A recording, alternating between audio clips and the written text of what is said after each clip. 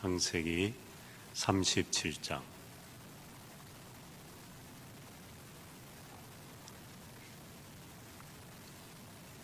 18절에서 28절 말씀입니다. 이게 봉독하고 좀 그러면 좋은데 사정상 그냥 제가 읽겠습니다. 요셉이 그들에게 가까이 오기 전에 그들이 요셉을 멀리서 보고 죽이기를 꾀하여 서로 이르되 꿈꾸는 자가 오는도다. 자, 그를 죽여 한 구덩이에 던지고 우리가 말하기를 악한 짐승이 그를 잡아먹었다 하자. 그의 꿈이 어떻게 되는지를 우리가 볼 것이니라 하는지라. 르우벤이 듣고 요셉을 그들의 손에서 구원하려 하여 이르되 우리가 그의 생명은 해치지 말자. 르우벤이 또 그들에게 이르되 피를 흘리지 말라.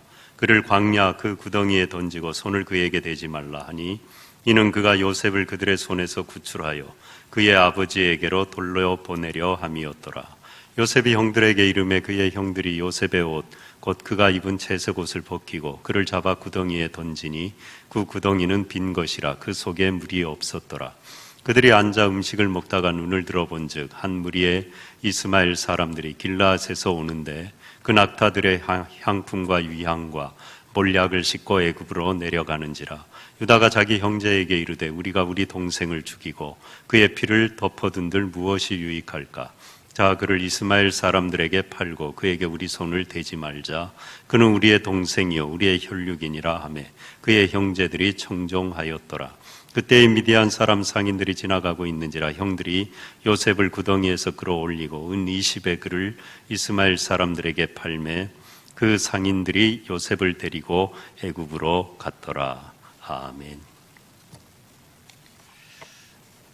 예, 이제 마지막 족장에는 우리가 들지 않는다고 볼 수 있지만 또 족장이기도 합니다. 아브라함, 이삭, 야곱, 우리가 흔히 고백하는 족장에는 들지 않지만 그 후손 야곱의 아들들 가운데 하나님의 주신 비전을 감장했던 37장부터 50장까지 창세기에 가장 길게 기록된 요셉 한 사람의 얘기가 그렇게 길게 기록되어 있어요. 그만큼 비중이 크다고도 볼 수 있습니다. 이 사람은 정말 오늘 제목처럼 꿈 때문에 나락으로 떨어졌다가 또 꿈 때문에 등천을 했다가 꿈 때문에 살고 죽는 그런 인생이라는 걸 우리가 익히 알고 있습니다. 제가 설교도 한 적이 있고 시리즈로 아브라함, 야곱, 요셉 그리고 창세기 강해를 통해서 우리가 지난 시간 야곱까지 살펴보았는데 아브라함은 우리 삶의 근간이요 뿌리입니다. 믿음입니다. 그 토대 위에 서 있을 때만이 참된 존재가 되고 오늘 요셉, 비전, 꿈을 이루는 사람이 되는 겁니다. 세상 사람들도 됩니다. 인격도 훌륭하고 뭔가 돼요. 또 꿈을 이뤄요. 또 훌륭하게 인류에 이바지하고 남을 위해서 자기를 헌신해서 그렇게 큰 꿈을 이루어서 인류의 족적을 남긴 사람도 많아요. 그러나 그게 나쁘다고 할 수는 없고 훌륭한 일이지만 호사인 건 하나님을 믿는 믿음에 기반하지 않았기 때문에 하나님과는 아무 상관이 없는 거예요. 하나님의 꿈, 하나님의 비전과는 상관없는 그야말로 내 꿈꾸다가 끝난 인생이 되고 마는 겁니다. 그래서 아브라함이 에덴에서 하나님을 신뢰하지 않고 선악을 알게 하는 나무의 열매를 불신을 조장하는 사탄의 꾀임에 빠져서 따먹음으로 믿음을 잃어버린 그 믿음을 다시 회복해서 우리 삶의 기반이 믿음의 토대 위에 세워지게 한 거예요. 그걸 보여준 게 아브라함이에요. 그래서 아브라함은 믿음의 조상이고 매일 얘기해도 모자람이 없고 중요한 인물인 겁니다. 아브라함이 훌륭한 게 아니라 그를 택하여서 그를 믿음의 사람으로 만든 것.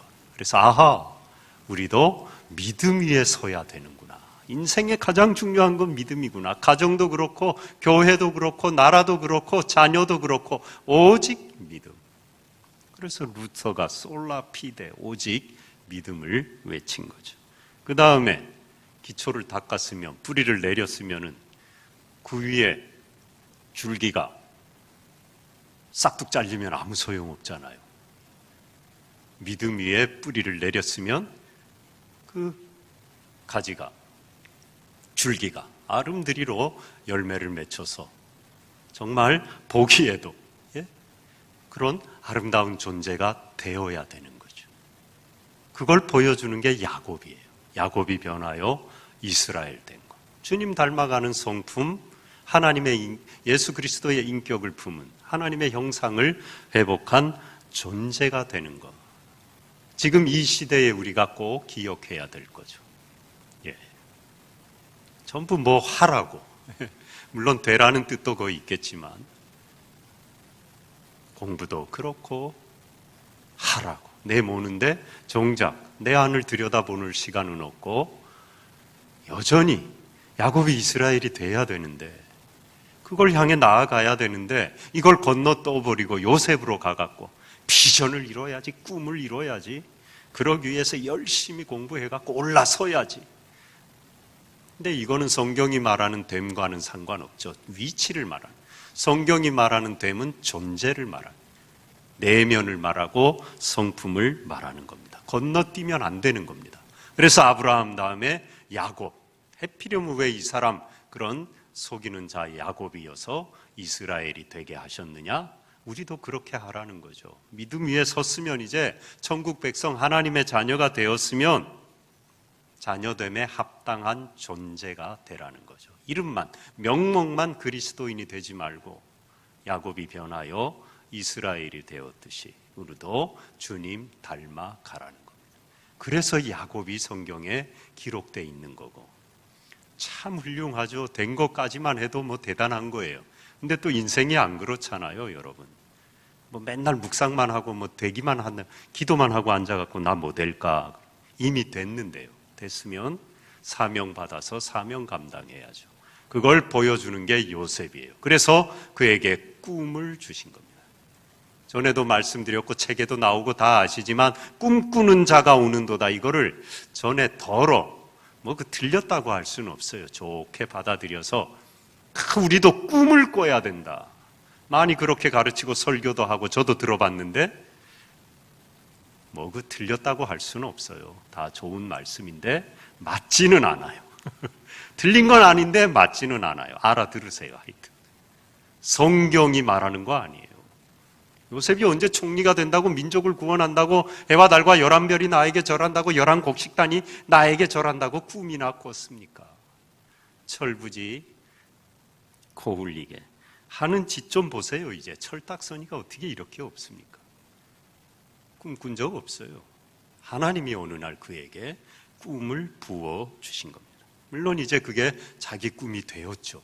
그 과정이 요셉의 이야기예요. 그걸 이제 몇 주간에 거쳐서 우리가 따라가 볼 텐데, 인생의 비전과 소명, 사명이 있어야죠. 뭔가를 이뤄야죠. 되었으면 이제 주님 닮아가면서 열매를 맺어야죠. 믿음의 뿌리 내리고 존재의 됨에 줄기가 아름드리 굵어졌으면은 거기에 이제 열매가 대롱대롱 주렁주렁 맺혀야죠. 해야죠, 뭔가를. 맨날 뭐 나는 그리스도를 닮아갈 거야 그러고 아무것도 안 하고 있다. 선교도 안 하고 전도도 안 하고 구제도 안 하고 남 돕지도 않고 나는 될 거야 그냥. 별 소용이 없죠. 됐으면 그 존재에 합당한 사명을 감당해야 되는 거고, 그걸 보여주는 게 요셉의 얘기입니다. 이제 우리가 첫 시간 따라가 볼 텐데 꿈을 꿉니다. 이제 이 요셉이 꿈 그림이 나와 있는데요. 그 전에 우리가 읽은 이 본문 앞부분을 조금 스토리를 살펴봐야 되잖아요. 살펴보면은 2절에 요셉이 17세의 소년으로서 가나안 땅에 야곱이 삼촌 라반의 집에 갔다가 다시 돌아와서 거주한 지 약 11년이 흘렀습니다. 꽤 오랜 세월이 흘려서 요셉이 17세가 되었는데, 아버지가 그에게 형들과 함께 양떼를 돌보게 했는데 요셉이 한 일은 주로 심부름이에요. 가서 잘 있는지, 양도 괜찮고 형들도 잘 있는지 보고 와라. 그렇게 해서 형들을 동태를 살피고 아버지에게 가서 잘 있어요, 건강해요, 그리고 보고도 하고 심부름을 했어요. 그런데 이 철부지가요, 2절 하반절에 그들의 잘못을 아버지에게 말하더라. 뭐 그럴 수 있어요. 정말 양떼를 잃어버려 놓고 찾지도 않고 양들 굶고 있는데 다 자고 앉아 있고 그러면은 얘긴 할 필요가 있겠죠. 그래야 아버지가 혼을 내고 제대로 좀 해라. 근데 이게 한두 번이죠. 오늘 말씀을 봐서는 맨날 그런 것 같아요. 아버지에게 말하더라. 툭 하면 그냥 이 막내는 아니에요. 베냐민이 태어나서 아직 어리니까 막내는 아니지만 너무 아버지 이쁨을 받다 보니까 좀 버릇이 없고 철이 없는 경우가 있잖아요. 예? 너무 사랑만 받다 보니까 눈치코치도 없고 그냥 있는 그대로 뱉어내고 그런 소년이었던 거예요. 요셉도 진중하지 못한 겁니다. 어떤 면에서는. 형들이 뭐 사람인데 좀 실수하고 잘못해도 여러분 같으면 어떡합니까? 서로 좀 덮지 않습니까? 예? 물론 들춰내는 것도 좋은 거죠. 덮기만 하면 큰일 나니까. 근데 보면은 형들이 미워할 정도였으면은 어지간했지 않느냐. 툭 하면 일러 바치는 그런 소년이었던 거예요. 이게 얼마나 얄미웠겠어요, 형들. 게다가 3절에 보면 채색 옷을 이 요셉만 입히는데 원어로 케토넷 파심이라고 한대요. 히브리어로. 여기 뭐 써놓진 않았는데 소매가 긴 화려한 옷, 비싼 옷입니다. 뭘 말합니까? 요셉은 일해서 열애시켜줬다는 겁니다.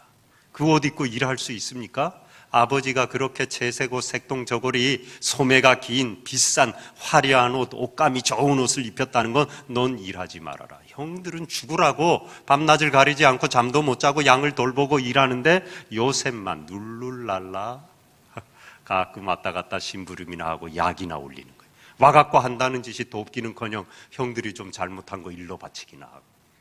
얼마나 얄밉습니까?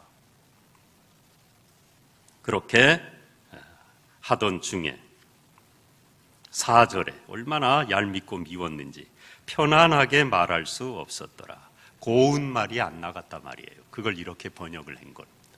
예? 도대체 요셉만 보면 자기들끼리 막 떠들다가도 야 입다도 입다다 저놈 또 온다 또 와. 야 우리 말하는 거 듣고 또 일러 바칠 거다. 고운 시선이 고운 말이 안 나가는 거예요. 이 요셉 하는 짓이. 그렇게 형제 사이가 불편했다는 걸 그에게 편안하게 말할 수 없었더라. 여러분도 우리도 혹시 살다가 가족도 그럴 수 있고 아는 분들도 편안하게 말할 수 없을 때가 있죠. 예. 참 불편하잖아요. 힘들잖아요. 이 형제 사이는 그래서는 안 되는데 그랬다는 것입니다. 그리고 결정적으로 이제 그가 팔려가게 된 이유 5절부터 11절까지 나오죠. 꿈을 꿨는데요. 그 꿈을 자랑을 했다는 겁니다. 꿈 얘기는 제가 생략하겠습니다. 그림을 보시면 너무나 잘 아시니까. 그래서 형들이 뭐라 그러느냐 8절에 보면은요. 하반절에 아니요. 가운데 참으로 우리의 왕이 되겠느냐? 참으로 우리를 다스리게 되겠느냐? 그때까지 혼자 좋은 옷 입고 일도 빼주고 가끔 심부름 와갖고 본 거 있는 그대로 다 일러 바치고 그래도 철부지 동생이니까 아이 뭐 아직 어려 그렇지 너무 아버지 사랑만 받다 보니까 응석바지가 된 거지 뭐 형들이 그냥 뒤통수 한 대씩 때리고 넘어갈 수 있었어요. 그래 왔어요. 그런데 결정타가 된 겁니다. 그것도 꼴사납고 시기가 나고 미운데 이 한참 어린 동생이 형들이 아버지까지 부모까지 자기에게 절할 거다. 그 꿈을 꾸고는 자랑을 한 겁니다. 도대체 견딜 수가 없는 겁니다. 그래서 내가 참으로 우리의 왕이 되겠느냐? 참으로 우리를 다스리게 되겠느냐? 해도 도대체 더 이상은 안 되겠구나. 어떻게 이렇게 기고만장할 수 있느냐? 이젠 뭐 더 이상 물러설 곳이 없이 악이 바친 겁니다. 이제 때만 되바라네. 가만두지 않겠다.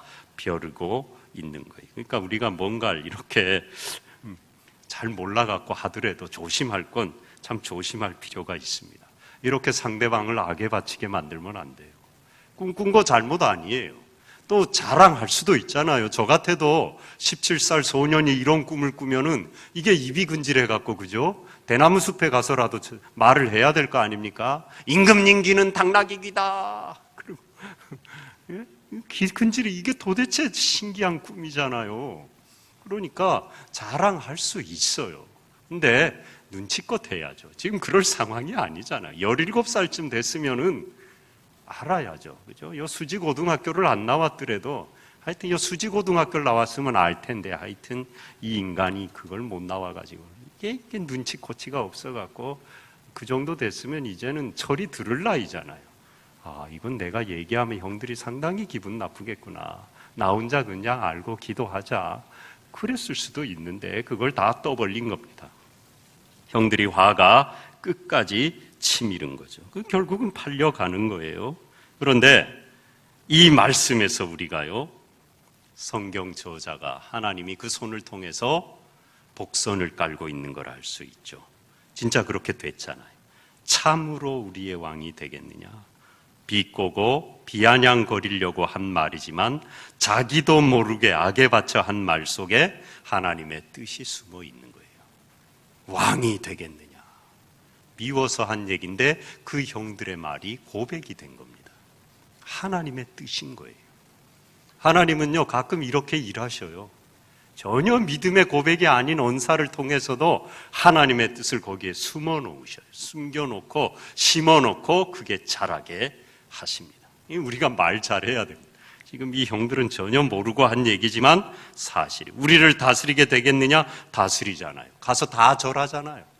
한 번만 합니까? 3번인가 몇 번이나 갈 때마다 절합니다. 나중에는 야곱까지 가갖고 다 그렇게 꿈대로 되는 겁니다.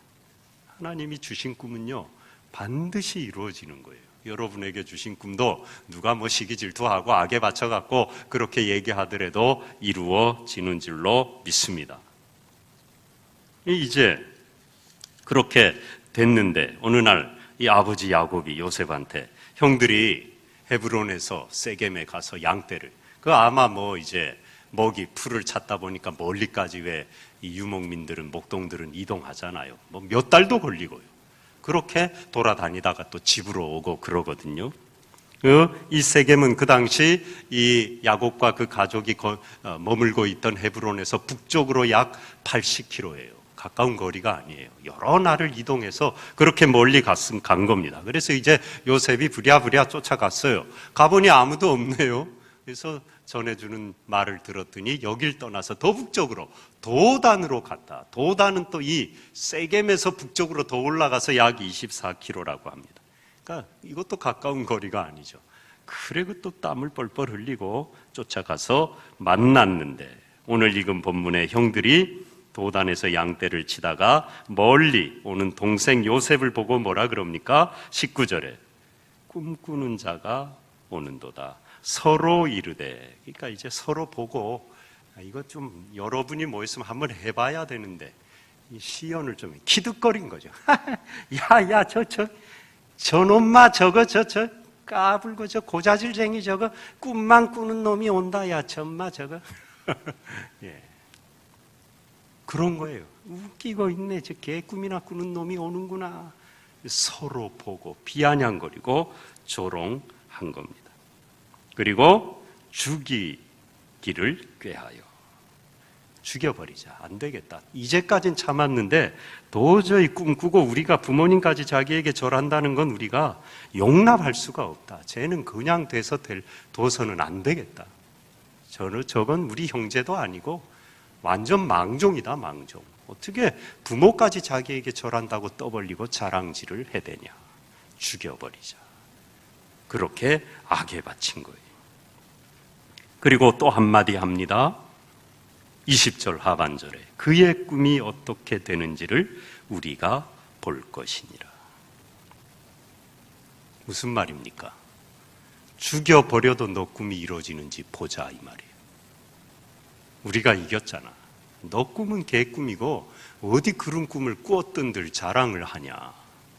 죽여버려도 너 꿈이 이루어질 거냐? 지금 완전히 비아냥거리는 거예요. 그렇게 해서 그 꿈이 이루어지는지 볼 거다. 이것도요, 하나님이 깔아놓으신 거예요. 이루어졌잖아요. 형들은 지금 악에 받쳐갖고 모르고 한 얘기지만 봤잖아요. 우리가 볼 것이니라 진짜 봤어요. 전혀 기분 나빠갖고 한 얘기인데 이게 믿음의 고백이 돼버렸어요. 왕이 되고 그 꿈대로 우리가 그 앞에 절하고 그가 우리를 다스리게 되었잖아요. 하나님이 다 이루어 가시는 거죠. 그래서 이제 팔아버립니다. 루벤, 그래도 장자잖아요. 맞으니까 이 의무감, 책임감이 있잖아요. 루벤이 훌륭해서라기보다 이 본문의 맥락을 보면 장자이기 때문에 그래도 아버지 생각을 하는 겁니다. 또 그 당연한 겁니다. 그래서 그 사랑하는 아들 요셉을 우리가 죽여버리면 아버지가 어떻게 살겠느냐. 죽이진 말자. 그래서 물을 저장하는 우물, 이때는 건기이기 때문에 물이 말라 있은 거예요. 이 지역, 가나안 지역은 겨울에 비가 많이 옵니다. 그래서 겨울이 우기고 이 파놓은 우물에 물이 저장돼서 목을 죽이는 겁니다. 여름이 경계예요. 그래서 물이 말라서, 물이 있었으면 던지자마자 얼마 있다 죽었겠죠. 근데 말라 있어서 죽지 않은 겁니다. 그래서 죽이지 말고 구덩이에, 우물에 던져놨다가 이제 나중에 몰래 형제들 마음이 좀 풀어지면 루벤이 가서 건져갖고 살리려고 그렇게 한 거예요. 아버지 눈에 피눈물을 흘리게 해서는 안 되잖아요. 그래가지고 제가 이거 자꾸 잊어버리네요. 이제 팔려간단 말이에요.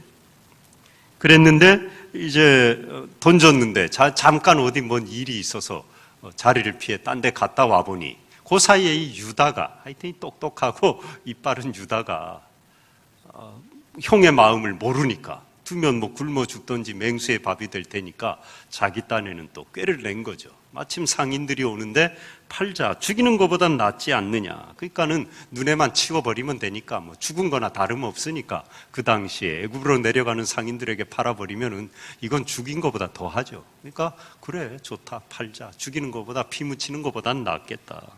그래서 팔아버립니다. 25절에 보면은 이스마엘 사람들의 그랬어요. 이스마엘 상인이라고 나오는데 28절에 보면은 미디안 사람 상인들이 그렇게 나옵니다. 똑같은 상인들인데 왜 이렇게 불과 2절 건너뛰고 다르게 표현이 되어 있느냐. 그 사이에 이들이 변장을 했느냐, 바꿔치기 했느냐? 아닙니다. 이스마엘은 하갈의 아들이고 그 후손이잖아요. 미디안은 아브라함의 첩인 그두라의 후손이에요.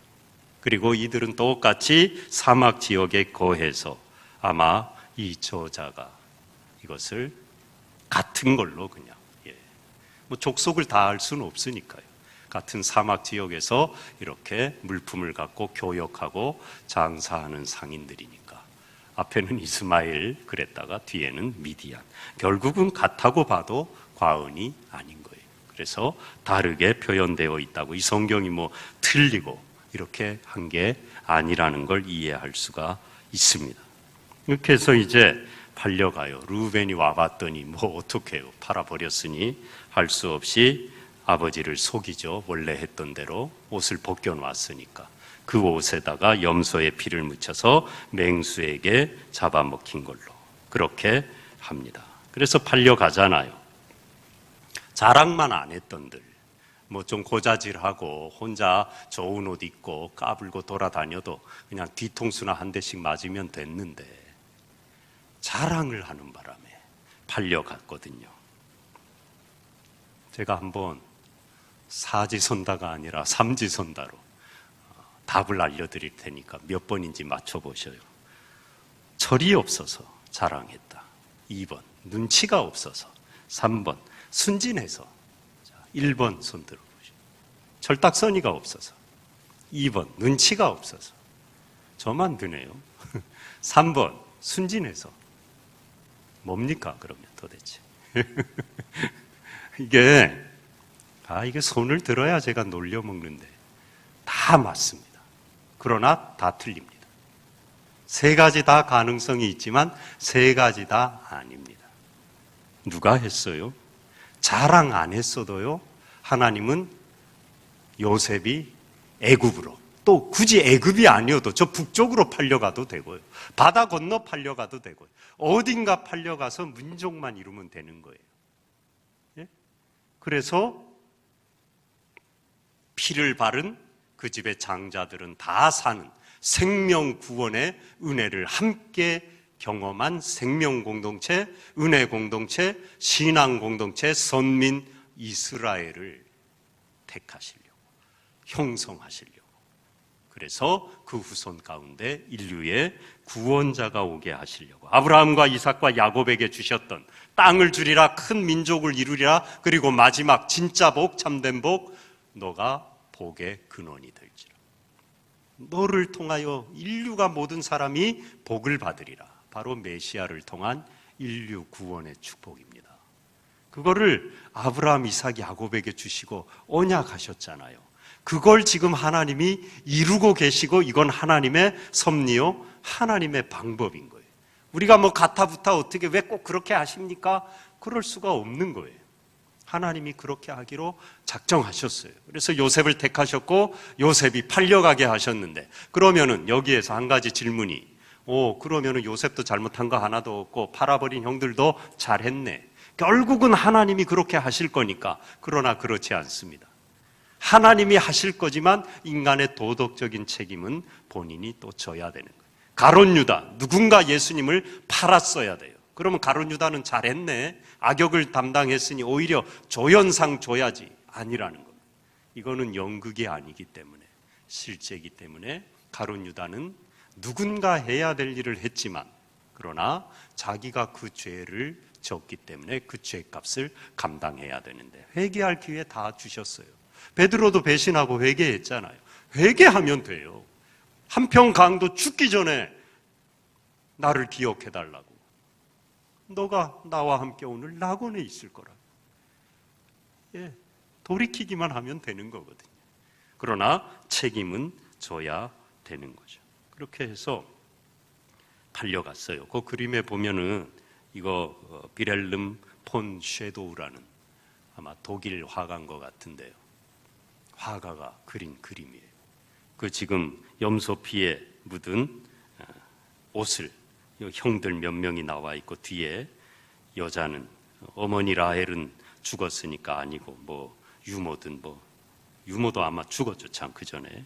그러니까 이거 집안의 식솔 가운데 하인이던 난리가 난 거죠. 지금 손을 들고. 하여튼 여자들이 좀 액션이 세잖아요. 이렇게 표현을 하는 거. 그 다음에 야곱은 앉아갖고 손이 가슴에 가 있죠. 옷을 찢는 겁니다. 성경대로. 너무 슬프고 가슴이 미어져서 옷을 찢는 거예요. 답답해갖고. 그리고 고개가 돌아가 있죠. 지금 일그러져 있죠. 그 슬픔을 감당할 수가 없는 거예요. 아들이 맹수에 잡혀 죽었다고 피 묻은 옷을 보여주는 현장을 그린 건데, 그 야곱의 발치에 꼬맹이가 하나 앉아서 아버지 왜 그래요? 그러고 있죠. 베냐민이. 이 하가가 참 재밌게 표현을 했어요. 막내 베냐민, 아직 어린 코울릭의 베냐민이 거기. 베냐민은 아무것도 모르잖아요. 그래서 야곱을 이렇게 붙들고 있는 모습을 그려 놓은 겁니다. 이 아픔을 다 속이고 이제까지 살아온 야곱, 이게 꼭 응바응보의 논리라고는 할 수는 없지만, 우리가 이 성경을 읽다 보면 가끔 이렇게 겉으로 표현되지 않은 그런 것들을 이렇게 캐치할 때가 있잖아요. 야곱의 인생이 이렇게 속이는 인생이었는데 지금 아들들에게 속고 있잖아요. 속임을 당하고 있잖아요. 그걸 우리가 한번 생각해 볼 수 있습니다. 하나님은 어떤 사람을 통해, 어떤 모양을 통해서도 하나님의 뜻을 이룹니다.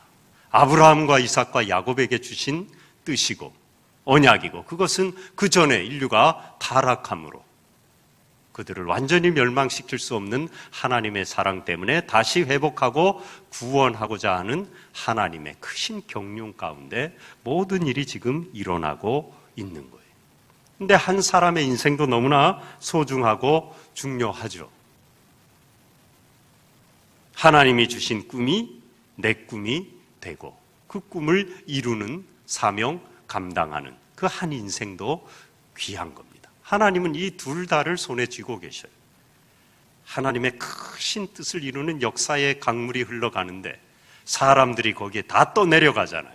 그러나 다 떠내려가지 않게 하시고 거기에서 구명조끼를 붙들고 강물을 거스를 사람, 그래서 이 흐름을 바꿔놓고 하나님이 주신 비전과 사명을 감당할 사람을 택하셔요. 공동체도 택하셔요. 그래서 이스라엘 민족을 애굽에 내려보낸 거예요. 그 큰 민족을 이루는데 거기에 시발점에 이 요셉이란 사람을 택한 겁니다. 근데 이제 여기에서 우리가 한 가지 걸려 넘어지는 난관이 뭐냐? 생고생을 해야 된다는 거예요. 예외가 없다는 겁니다. 성경을 보면요, 거저 먹는 건 하나도 없습니다. 모든 건 거저 주시는 은혜지만 단련 받아야만 믿음의 조상도 되는 거고 야곱이 이스라엘 되는 거고 20년을 삼촌 라반한테 속임을 당하잖아요. 인생에 딱 2번 형과 아버지를 속였는데 야곱은요 라반에게 10번을 속임을 당합니다. 20년이란 세월을.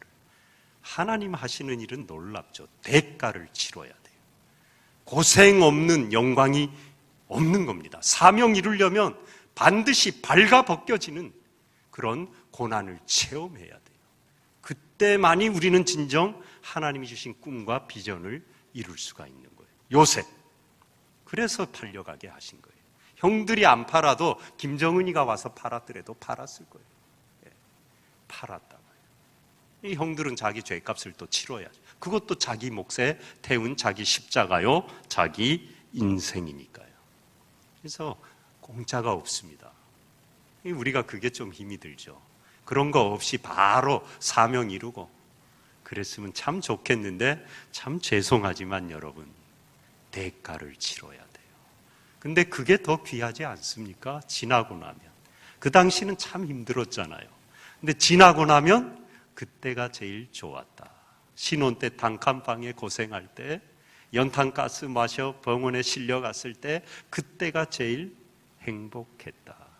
그거는 그것이 알고 싶다. 그때를 아십니까? 과거의 향수와 추억이 아니라 믿음의 관점에서는 미래의 비전을 이루는 하나님의 섭리인 겁니다. 단련의 과정인 것입니다. 그냥 추억으로, 추억거리로 얘기하는 정도가 아니라 그 과정이 있었어야만 되기 때문에 그래야 형들을 용서하고 그 고생을 감옥도 가보고 이제 다음 시간에 다 나오지만 그래야 한 나라의 총리를 할 수 있고 형들을 용서하고 살릴 수 있는 그릇이 되니까 하나님이 빚어 가신 거죠. 그래서 이 모든 비전은 결국은 하나님으로부터 오는 것입니다. 그리고 실수와 악행도 사용하셔서 하나님은 하나님의 꿈을, 하나님의 비전을 반드시 이루시죠. 철부지 요셉의 눈치 없는 짓들과 형들의 악행을 사용하시는 거예요. 우리가 이 관점이 필요합니다. 참 힘은 들지만 내 삶 속에도 실수가 있고 주위에 또 나를 괴롭히고 악하게 하는 사람들이 있잖아요. 모든 걸 다 싸잡아서 거기다가 용광로에 쇠를 녹이듯이 갖다가 합리화할 수는 없어요. 그러나 대체적으로 큰 흐름은요, 그 악행을 사용하셔서도 하나님은 나를 빚으시고요, 라반을 사용해서 야곱이 자기를 돌아보게 만들고, 요셉을 고생하게 하셔서 형들을 악하게 하셔가지고 요셉이 팔려가고 감옥살이하고, 그래서 나중에 하나님의 비전을 이루게 하시는 겁니다. 우리 주위에 지금 힘들고 어렵고 나에게 악하게 하는 사람이 있고 그럴 수 있잖아요. 그럴 때 우리는 이 믿음의 족장들을 기억해야 됩니다. 하나님이 나를 단련하고 있구나. 그냥 갖다 붙이는 게 아닙니다. 성경을 보고 얘기하는 거예요. 그걸 보여주셨기 때문이에요. 단 비전이 있어야죠. 비전이 아무것도 없는데, 하나님의 영광을 위해 내가 기도한 게 없고 뭔가 작정한 게 없는데, 꿈꾼 게 없는데, 여기서 꿈은 꼭 이렇게 신비하게 보여준 것만이 아니라 기도하는 가운데 나는 이런 삶을 살아서 하나님께 영광, 우리 자녀들은 이런 자녀가 되어서 하나님께 쓰임을 받으면 좋겠다. 저도 기도하고 여러분도 기도하지 않습니까? 날마다 기도하시잖아요. 그게 있은 다음이에요. 그게 없는데 뭐 힘들게 하고 악을 행하는데 이걸 갖다가 단련받는다. 그럼 뭐 단련받는 의미가 없잖아요. 꿈이 없는데요. 비전이 먼저 있을 때 거기에 쓰임받기 위하여 쇠를 단련하듯이 단련하는 거죠. 비전이 있어야 되는 거예요. 그럼 이 비전이 어디로부터 오느냐? 이게 오늘 하고자 하는 말씀입니다. 이게 가장 중요합니다. 하늘로부터 옵니다. 한번 따라해 보시죠. 하늘로부터 온다. 예, 하늘로부터 옵니다. 아니요, 목사님. 요셉만 그렇던데요. 난 맨날 하늘만 쳐다보다가도 전봇대나 부딪히지 아무것도 안 떨어지던데요. 개꿈만 꾸고.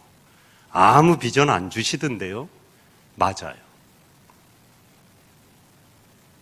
하나님 이렇게 신비한 방법으로만 우리에게 꿈을 주지 않으시죠. 꿈이 어디서부터 오던가요? 현재의 걸핍에서. 그래서 할머니가 아파서 암으로 아파 돌아가신 손주가 나 의사 될래요. 왜요? 암 걸려 돌아가는 분 없게 하려고. 어려서 할머니가 암으로 돌아가시는 거 보고 너무 슬프니까. 어려서 다 그런 꿈 꾸잖아요. 예. 인류애가 가장 충만할 때가 어렸을 때입니다. 예? 인류애가 아주 충만하죠.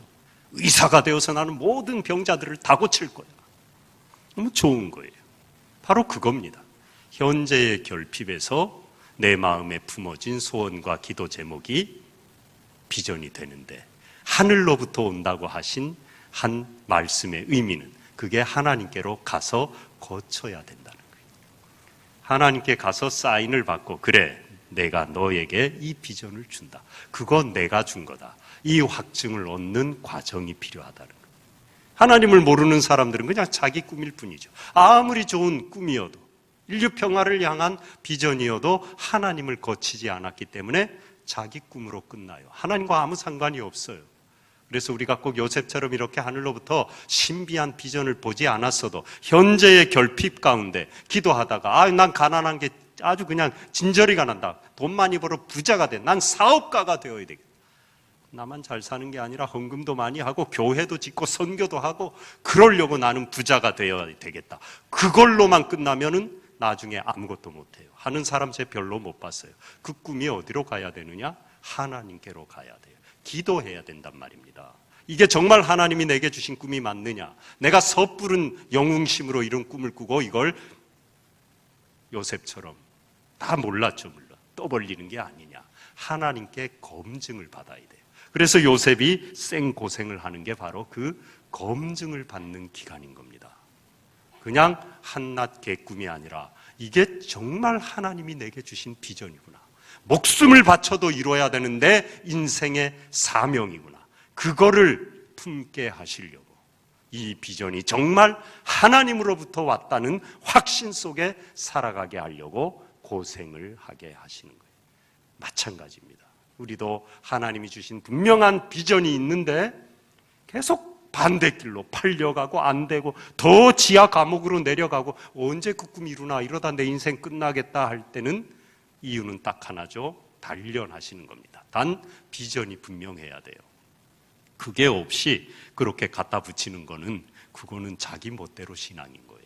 그래서 우리가 기도하는 가운데 늘 자녀들도 그렇고 그렇게 우리가 얘기해 줘야 됩니다. 비전만 분명하다면 하나님이 그게 참으로 하나님으로부터 온 내 인생의 사명인 걸 깨닫게 하시려고, 그리고 감당할 만한 그릇이 되게 하시려고 빚어가는 과정이라는 걸. 그래서 지금 이제 고생길에 들어선 거예요. 팔려가서 다음 주부터 기대하십시오. 하여튼 생고생을 합니다. 대신 여러분의 고생은 좀 빨리 끝나고 덜 힘들게 그러기를 저도 기도합니다. 그러나 각오해야 됩니다. 하나님이 주신 비전 사명 이루는데 고생을 안 하겠다, 대가를 지불하지 않겠다, 그거는 비전을 걷어차겠다는 얘기랑 똑같은 거예요. 하나님과 상관없는 인생이 되는 겁니다. 나 혼자 신앙생활하는 거예요. 분명한 비전을 붙들고 고생길에 그 비전을 참된 비전이 되게 하시는 하나님 붙들고 나아가는 여러분, 또 기도도 그렇게 하시고 자녀들, 우리 교회 되시기를 축복합니다.